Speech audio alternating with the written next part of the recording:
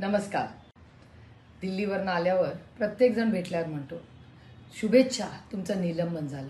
काय दिवस आलेत बघा. निलंबन झाल्याबद्दल लोक मला शुभेच्छा देतात. निलंबन झालं याचं कारण तुम्हाला माहिती आहे? कारण मी आणि अमोलदादांनी न्याय मागितला. काय आम्ही मागत होतो? आम्ही चर्चा मागत होतो. चर्चा कशासाठी? तर शेतकऱ्यांचं धोरण नक्की काय. आज सोयाबीन, कांदा, दूध कशालाच भाव नाही आहे.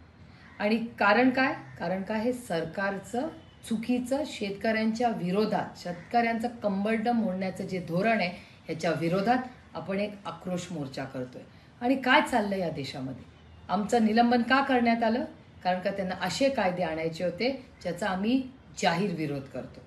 मी तुम्हाला सांगते, ह्या देशामध्ये आणीबाणी सुरू झाली आहे आणि ही आणीबाणी ही कुठेतरी मोडून काढली पाहिजे.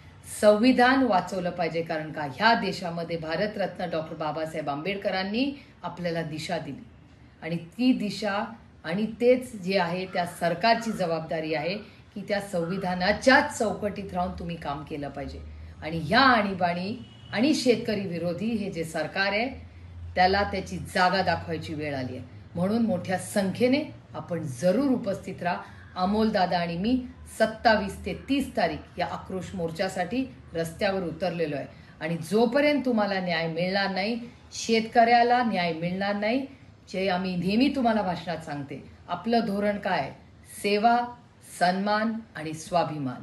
सेवा मायबाप जनतेची, सन्मान महिलांचा, ज्येष्ठ नागरिकांचा आणि शेतकऱ्यांचा, आणि स्वाभिमान तुमच्या आणि माझ्या महाराष्ट्राचा.